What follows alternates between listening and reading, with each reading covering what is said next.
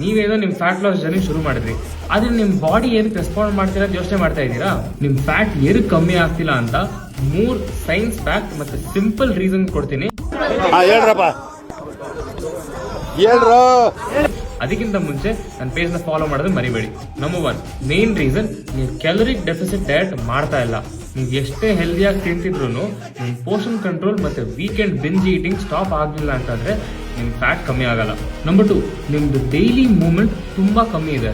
ಜಿಮ್ಮಲ್ಲಿ ಏನೋ 1 ಅವರ್ ಚೆನ್ನಾಗಿ ಕಸರತ್ ಮಾಡ್ಬಿಟ್ರಿ, ಆದ್ರೆ ಇನ್ನು ಮಿಕ್ಕಿದ 23 ಗಂಟೆ ನೀವು ಬರೀ ಮಲ್ಕೊಂಡು ಕೂತ್ಕೊಂಡಿದ್ರೆ ಇದೇನಾಗುತ್ತೆ? ನಿಮ್ ಡೈಲಿ ಮೂವ್ಮೆಂಟ್ ಮತ್ತೆ ನೀವು ನಡೆಯೋದು ನಿಮ್ ಫ್ಯಾಟ್ ಲಾಸ್ಗೆ ತುಂಬಾ ಇಂಪಾರ್ಟೆಂಟ್.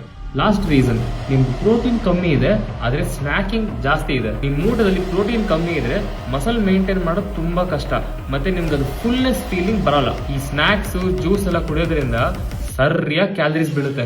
ನಿಮ್ ಫ್ಯಾಟ್ ಲಾಸ್ ನಿಮ್ಮ ಮೋಟಿವೇಶನ್ ಇಂದ ಕಮ್ಮಿ ಆಗ್ತಾ ಇಲ್ಲ, ಸೈನ್ಸ್ ಬೇಸ್ಡ್ ಟಿಪ್ಸ್ ನ ಫಾಲೋ ಮಾಡಿದ್ರೆ ಮಾತ್ರ ಕಮ್ಮಿ ಆಗೋದು.